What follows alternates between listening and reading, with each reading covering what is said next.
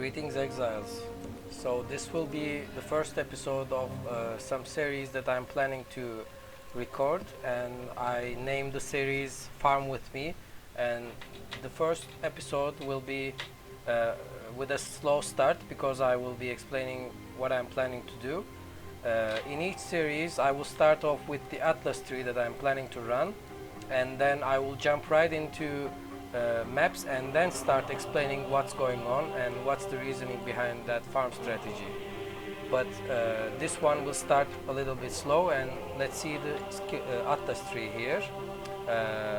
For your information, the videos will be uncut and I will be running a few maps back to back afterwards, after explaining the strategy. I know most of the content creators out there just share their results after their farming session is over, but this way you will have a fair understanding as we go what to expect from maps. So the first episode I will be trying is Twist of Fate, and the idea is to fast farm ores and boss witnessing with Maven. The idea behind it is the slow shipments. Everyone right now is focused on 50M shipments for guaranteed mirror shards, but what I have witnessed was when I was filling quotas, a 3M value shipment just brought me 1 mirror shard. So I thought maybe the correct strategy is not to wait for 1 week and expect that mirror shards in 1 week, but instead we focus on fast ore farming and blocking everything that will slow us down in our mapping sessions. The idea is simple, low investment, in fact actually no investment at all, because we will be using just 2 sacrificial fragments, sacrifice at dusk and sacrifice at dawn. The reason is to equalize these. As you can see, sacrifice at midnight and noon are rarer than these two, and we will not be using any scarabs with the strategy. And the map types that we will be running are these bricked maps. I call these bricked maps because they are 20 quality with chisels, but as you can see, the corruption result is actually very bad. Pack size is low, item rarity is low, item quantity is low, but there is a way to fix these maps. If your build is capable of running any mod at all, I highly recommend that you make the most of these maps by using Twist of Fate, because what Twist of Fate does is to reroll your entire map mods, and this can turn into an 8 mod map plus 1 to 3 additional modifiers, and this will yield a lot of gold. And the cool part is in the previous patches this was considered an unidentified map, and you wouldn't be able to see the mods. Even if your build is not capable of running all map mods, the best thing you can do is just to take this down and read the mods. I absolutely do not care about any of the mods, and I will just start running and keep yapping about the strategy as we go. I will be farming some maps back to back, and you will have a fair understanding of what to expect from our maps. The idea is to farm at least 1 ore. If the map layout is absolutely garbage, you can straight away exit the map, but race course is one of the better layouts, so I will keep running to find the second ore with some chance, and then I will rush to the end boss room, and at the same time I will be collecting just gold. Anything other than gold that drops on ground, if it's not chaos or divine, is just a waste of time. I should warn you. Even though my loot filter is not super strict and I can see all the currencies, I trained myself to not pick anything, in maps at least. In the strategy, I'm also using shrines and guaranteed Nico spawns. Nico, as you know, gives movement speed. I blocked every other content except smuggler caches. The reason is to get Huck with a slight chance, and Huck also gives incredible speed, as you can see. Now I have both Huck Huck buff and speed shrine. Of course we will pick up some T17 maps on the way. I guess this map doesn't have a second ore, yes, and we go into the boss room and then we can collect the other gold piles on the outside and exit.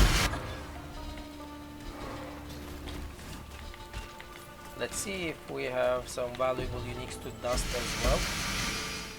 So basically this strategy revolves around focusing on dust, gold and fast ore. Ore is an issue actually, and whenever you invest in your maps other than ore farming, let's say you are doing harvest, that will significantly slow your map completion time. And I forgot to pick the gold piles outside, but that's fine. Let's not lose any time. I have some bricked maps here. I will not even dump my loot. I will just tuck in new maps and go. If you have noticed, I had started with 0 gold, and we will also have an idea of how much gold to farm in the end of our session. This is a relatively bad layout. If you get a bad layout, you can see item quantity and pack size. It's a garbage one. You can straight out exit, but let's see. I will insist on farming the bad layout as well. As you may not be interested in min-maxing the fun, maybe you want to try new map layouts and see what you can do in such bad layouts. And when we don't have the Nico buff or Huck buff, we are significantly slower, but that will be fixed over time as we progress throughout our map. I'm not up to that yet. Also, these episodes will be uncut and unedited. I get the idea behind popular content creators that they want to make their videos as shiny and as cute as possible, but during that process of editing, you will miss out on the preparation phase and the skewed results because of their maybe optimism or pessimism even. Sometimes they claim to be their strats to be less profitable, or they miss out some lucky drops. I never understand why they do not include lucky drops. They are part of the drops.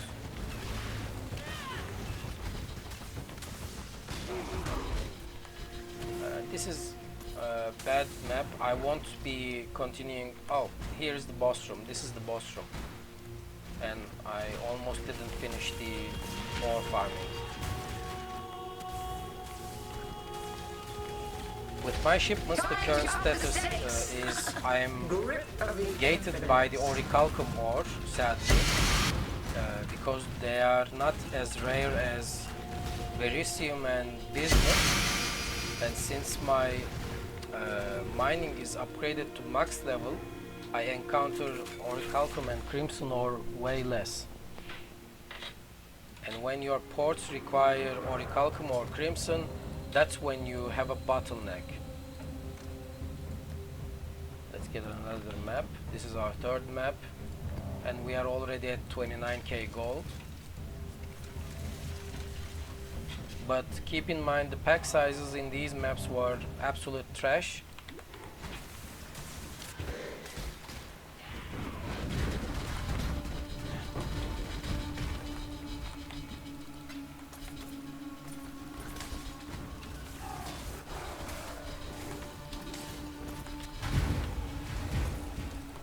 At the end of the farming session, I will also keep yapping about the Atlas tree and the reasoning behind those points. I got lucky. When I see crimson ore, I think I'm lucky. Crimson ore, orichalcum is what I'm looking for. When I see the other ones, petrified too. Those three are not as common as Verusium and Bismuth, sadly. I know that the value of Verusium is higher, but we are here to farm mirror shards, and to get mirror shards you need to keep resetting your ports quotas constantly. And I'm not picking any other garbage on the ground because we are not the errand boy of others. We are not selling bubblegum currency. This is just mindless mapping non-stop. Just pick up the gold, click on the ores, and go next map.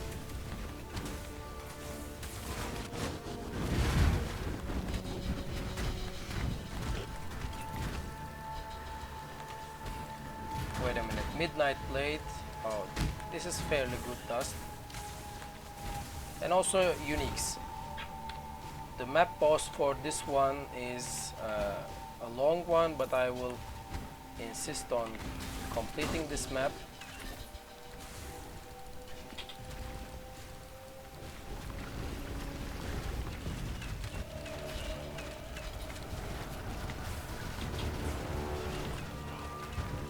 Time to up the stakes. Time to up the stakes. Thank you, Maven.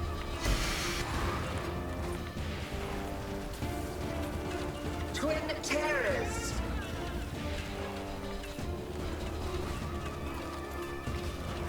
Struggle or strangle.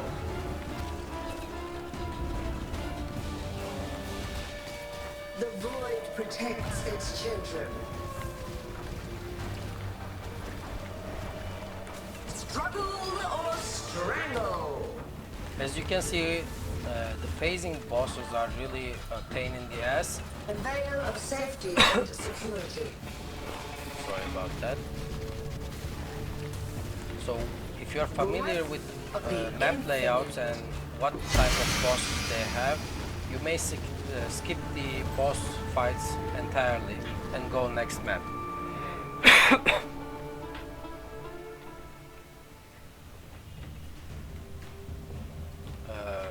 We are at 44k gold, and let's see the ore situation here. My miners and smelters are all rank 10, so they're smelting and mining really fast. The goal is here to increase the orichalcum as much as possible, because as you can see, look at this, bismuth 123k, petrified is good, crimson is good, but this orichalcum bar is a problem.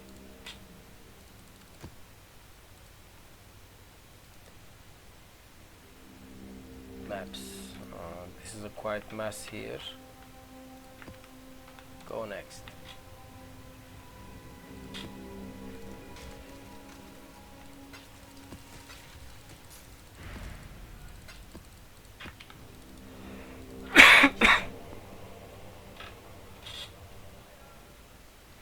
Basilica map. This one is one of my favorites. The boss fight is a phased one, a long one, but the best part is the ads that the boss spawns drop a lot of gold.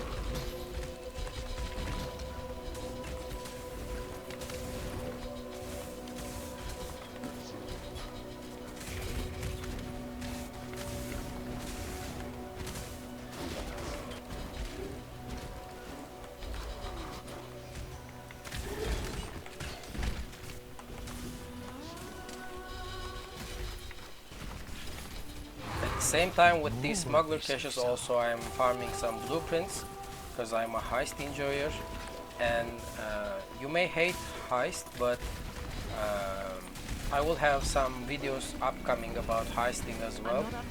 You shouldn't hate it, especially this league, because we are given the opportunity of using recombinators alongside with mirrors of Calandra. I mean, not mirrors of Calandra, but the reflecting mist, I mean. And this may be a one-time opportunity for you to reflect those amulets after crafting. We never had such opportunity with those buffed simplex and focused amulets alongside with reflecting mists. This is a one-time opportunity most probably. And towards the end of the league, the prices will skyrocket in simplex and focused amulet prices. Time to up the And stakes. you want to have quite some bases accumulated alongside. And you may not find To the void. cheap Hinokora slugs, so you might want to waste some bases for your perfect crafts, which I'm planning to do. I'm not planning to use any Hinokora slugs on my crafts, maybe one or two, but if it gets quite expensive, I will give up the idea and just gamble on the bases. Crafting processes will be easier, but the Hinokora part will be a pain in the ass. Take this vitality boon.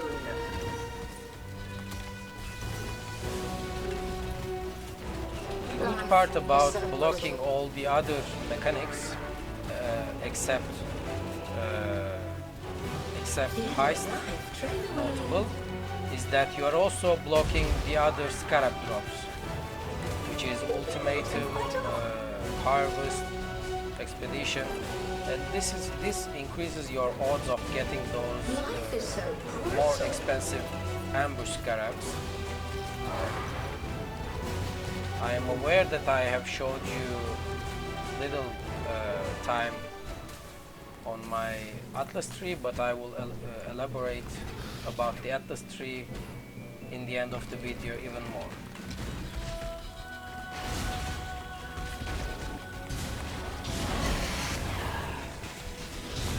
This is a good dust That will unique. only slow me down.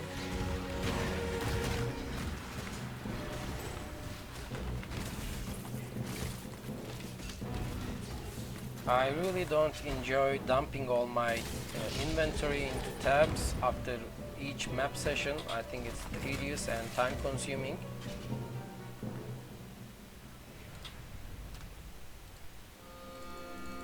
But I will dump the stackable ones. These are easy to navigate and dump. Wait a minute, is my tab full? Yeah, the Defiled Cathedral is full right now. So I will readjust that.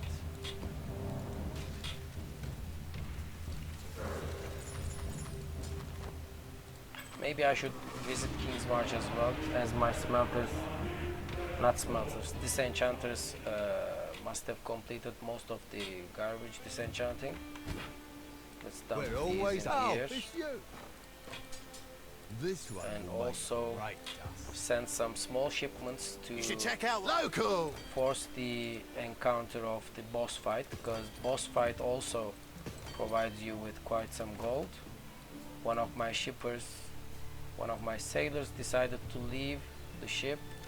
We assign a That new one. shipment's got to go out today. While we are here, I should mention that if you're not familiar, there are some strategies using just one sailor and keep spamming ribbon fell for some scarabs, and that I'm doing as well. But I'm not after the scarabs actually. My reasoning is I was doing this way before those scarab farm strats were popular. The reason I was doing was to encounter the boss fight, which dropped quite some Sailor's luck, I hope. runes and gold alongside. Let's check the map device. It's almost complete. We are slow on the gold farming right now, but I hope it will accelerate towards the end of our farming session. I will try to keep this video, the farming part at least, a 1 hour long session, and then I will explain the missing parts. Meanwhile, we can talk about some farming philosophy actually. Some tips and tricks and some philosophical approaches that you can take, because it's not all about picking up all this garbage bubblegum currency, because if you are used to picking up these, then you are basically an errand boy for the rich.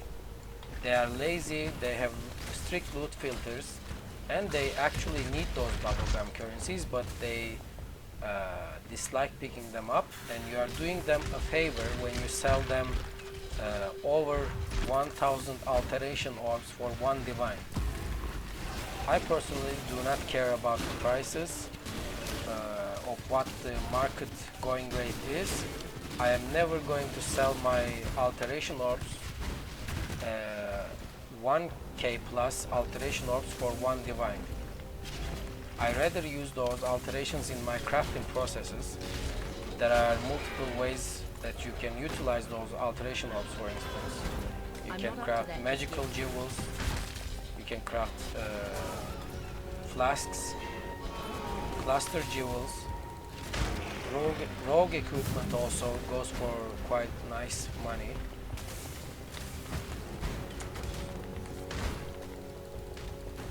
And what I enjoy doing actually, if I'm farming phased bosses like Shaper or Uber Elder, you have quite some time over there, you know, and you can bring some alteration orbs, especially the Atsirified. That Atsirified is quite long. It has three long phases and multiple bosses before the fight, which also have phases.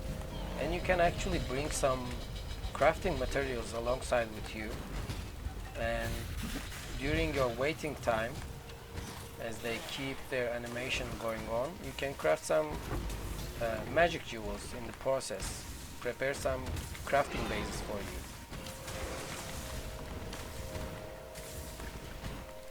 Which I will also demonstrate. I'm planning to demonstrate such farms, maybe farming Uber at City and crafting some jewels while farming that city. Time to up the stakes. None resist my entropy. As you can see, since I have blocked the garbage notables on the Atlas tree, I'm also dropping quite some ambush scarabs. Also, I have increased the ambush scarab drop chance. These must be blocked, as they will also take out the other useless scarabs from the pool.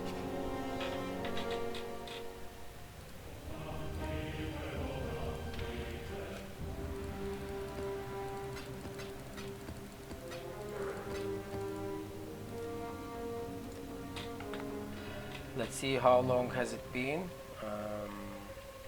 Is there a way to see? Not really. Anyways, the first one will be unedited. One more map and I will elaborate on the strategy and what I think. And also my invitation is almost up. After this map I will do the invitation as well.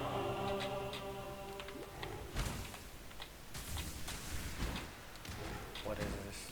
Crystal ore. Crystal ore is one of my favorites actually. The monster density is really high in this one. If you are not familiar with the map, it may look like a bad layout, but once you get used to it, it's quite easy to complete actually. Easy to fully clear.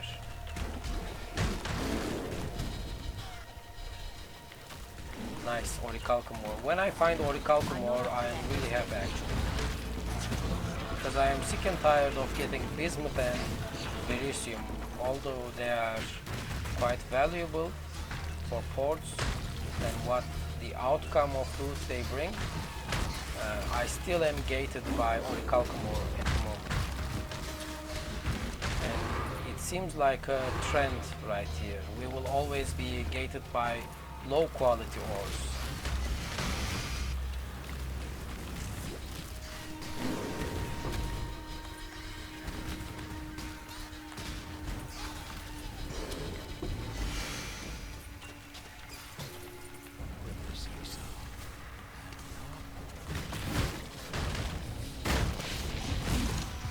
Now the boss fight is quite dangerous in this one.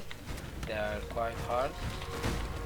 Time to up the stakes. Because they leave dot grounds and they can slam you big rocks and you can get one shot, but I will do my best to not die here. I almost died because after their death they also explode. Keep in mind. Let's get These one, and we are done for the session. And I will try to market you actually this strategy because it's a no-brain strategy, and it takes very low investment, and it's just mindless farming.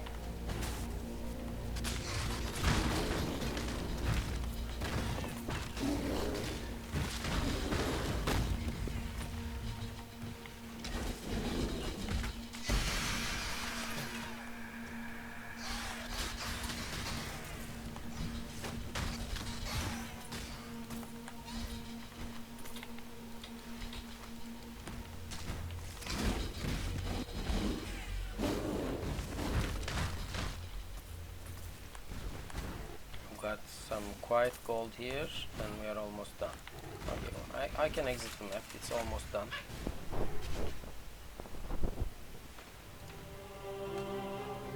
So we had started with 0 gold, now we have 116k gold. I lost count actually while I was speaking how many maps we have completed. Maybe you can do the math while watching. But let's go over the Atlas strategy once again. So it's a basic start. We get the Nico nodes first to guarantee Nico's spawn, and the idea is to get this extra movement speed. Wait a minute, did they change this node mid-league? So it doesn't give any movements. Oh, it says right down in the bottom. I had a brain fart at the moment, but as you can see, the bottom part, it provides you with 15 increased movement speed and maximum resistances. That part is not relevant if you are quite tanky. After picking up the all Nico nodes, you will pick the shrine nodes, but you may invest in shrine scarabs, domination scarabs, but I prefer not to. That would increase your farming even more, but then if you have a bad layout, you will feel less likely to jib out on that map because you have invested so many domination scarabs, and you will prefer to go in and complete the entire bed layout just to pick up all the shrine investment you have made. So to keep things simple, I just use one forced shrine, and since we are blocking some of the stuffs, we have some quite additional shrine buffs. We will get 1 or 2 shrines per map. We get all the big explicit modifiers for pack size and quantity and rarity, the usual stuff. And do not forget the twist of fate and the purpose of the twist of fate. I had mentioned that the twist of fate is really good to use with such maps that you have bricked. Let's see, I must have some here left. Oh, I have just 2 left. So this is a brick map in my consideration. It has 12 quality. I corrupted it, but the quantity and rarity didn't go up, and pack size remained 22%. This is absolute trash, but once you use with Twisted Fate, you never know what you get. You can get beyond 100% pack size with Twist of Fate, and the reason we are just investing these sacrifice fragments is because we have over excess of these fragments anyways. But if you do not have, you do not need to use these fragments alongside. It's just a 10 quantity bonus, nothing more. And we're taking all the smuggler cache spawn chances, and while we're blocking all this content except smuggler caches, we are also increasing our smuggler cache chances. And do not underestimate Huck spawning. The buff he gives you is another thing, and another part. If you are focusing on Huck, you can get the let's see, you can get the highest weapon slot. If you are not running haste aura or grace aura, you can roll haste or grace aura on these tools.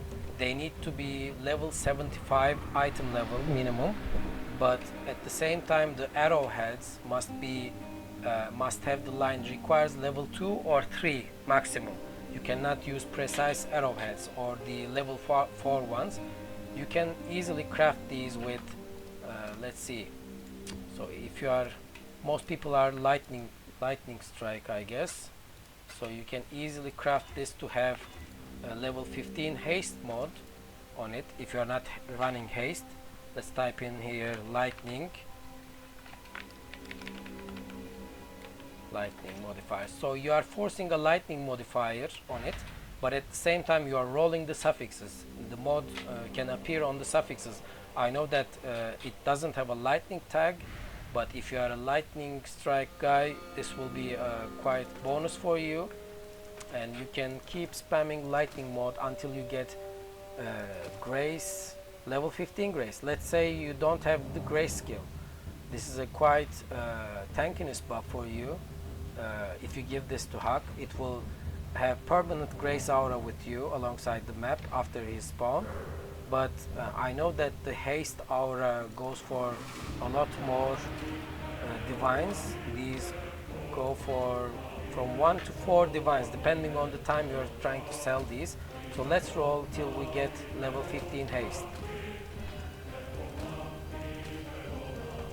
If you are running grace and haste yourself, you can also use the other weapon tools which provide different auras. You can check POE for which auras you can get. I got 15 grace again, 10 grace, purity of ice for extra cold resistances if you are lacking on those, and if you are farming blue altars for instance, that will provide you with quite an additional amount of cold resist. Another grace 15. Also arrowheads can roll increased flash charges gained. This mode is special to arrowheads, not the other two. Hatred, not interested in hatred. Come on, I want just level 15 haste.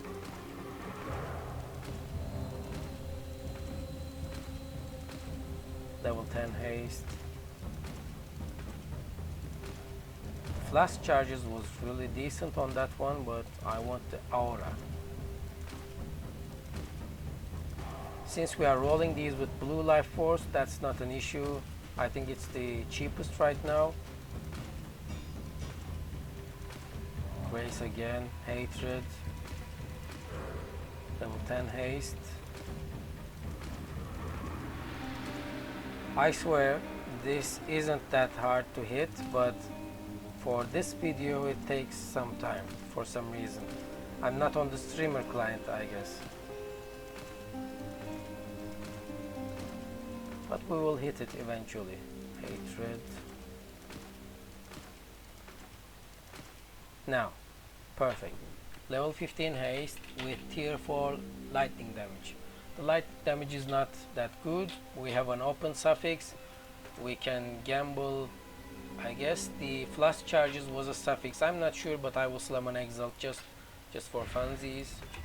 Yeah, T1 flash charges gain. Now this will definitely sell for at least 4 divines. I will price check. Now there is one on trade for 2 divines, but I doubt that it has flash charges gained.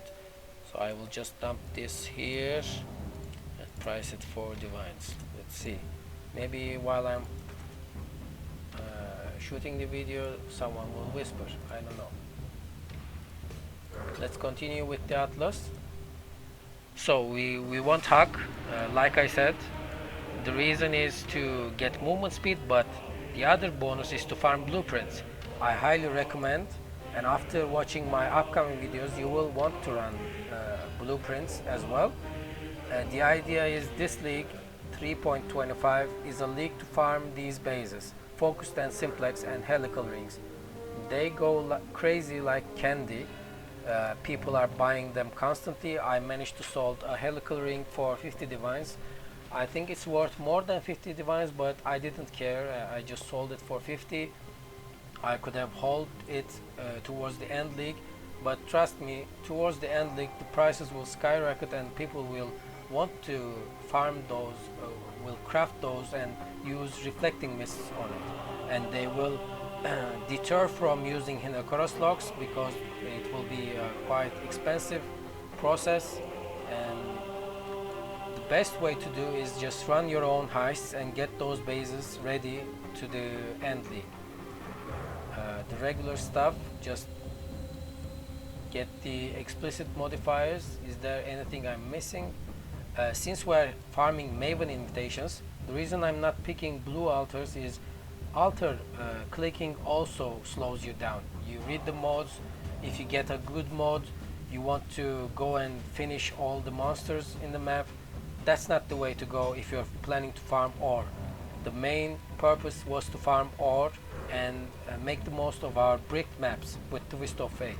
So farm the ore, farm the boss, get your invitations. Meanwhile, if you see some smuggler caches, just pile on those blueprints, prepare your heist character and just go do some heists for you, and that's pretty much it for the Atlas strategy. I'm gonna do my invitation. Let's Alk and Ball this and we will conclude the video. I'm aware that I'm not a good content creator yet, but I know some stuff about the game that I'm sure you will enjoy. We will have quite some philosophical talk as well while mapping, and I hope you enjoyed the first episode. I yapped a lot, I'm aware, but it is what it is. At least die with some flair. And I will prepare some interesting other farming concepts for you. And keep in mind, the episode names will be called Farm With Me. And this is the episode 1. Thanks for sticking out with me till the end, if you managed to do. Handle this. Life is so brittle. And go farm those ores, man. Just get your mirror shards ready. None resist my entropy. Worth the effort. Stay safe, exiles. Take care. I grew bored already.